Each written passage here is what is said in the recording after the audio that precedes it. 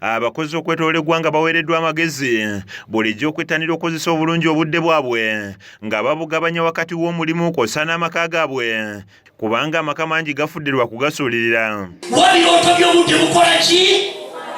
And number two, give your children enough time. W'abaana bo obudde bukola ki? Number three, give your marriage enough time. Buno obubaka buvudde eri omusumba Kyemongesi Prince ow'ekkanisa ya Cross Point International Ministries e Kawempe ku mukolo ogw'okutikkira abayizi 34 mu kkanisa ya Love and Care Gift Ministries e Kawanda Kirinyabigo nga bano bakuguse mu kuweereza wamu n'okwetonderawo emirimu. Tikidde abayizi 34 weewaawo basoma 35 naye omu tasobodde kubanga apaasinga. And has trained us in business skills and entrepreneurship. They have given us a lot of knowledge on how to handle business, financing, sales, marketing and all other things. Omusumba Kyemongesi agamba nti kikulu nnyo okutendeka abaweereza ba Katonda okukola ensimbi nga kino kyakubanguyiza mu buweereza bwabwe. Naye kakati ffe tubeera mu mwoyo twagala twemalire mu mwoyo ate ebyensibu ffe. That's a challenge. And that's a very big problem kanisa olwaliro gyerina. Okola kanisa njavu abalokole baavu.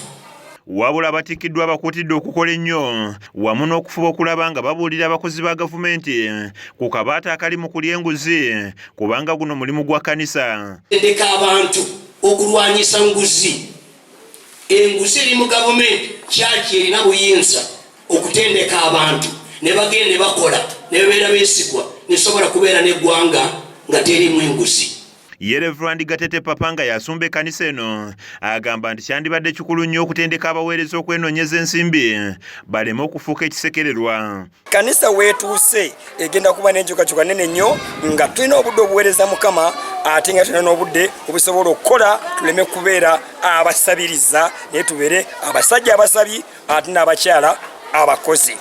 Ono abasibiridde entanda okuteeka mu nkola bye babayigiriza nga beetandikirawo emirimu. Ne bayigirizibwa okumanya ngeri ki gyosobola okutandikamu omulimu ate ng'omulimu ogwo ogwetaaga. Tokoppa bukoppi kubanga ate okikola kubanga gundi akikola. Naye tubayigiriza kutandika omulimu nga ogwagala era ng'ogufaako mu ntandikwa efaanagana bw'etyo omuntu asobola okwekulaakulanya bw'ayingira mu kintu ng'akyagala. N'abakungu abalala babatendesi baliko entanda gye babasibiridde nga nayo yakufuba kulaba nga beetandikirawo emirimu. Ne weerabira ekintu ekisingira ddala okubeera obukulu ne bw'okola business plan nga nnungi ne bw'okola ekintu nga buli kimu kyonna kyonna kirungi naye nga totegedde customer.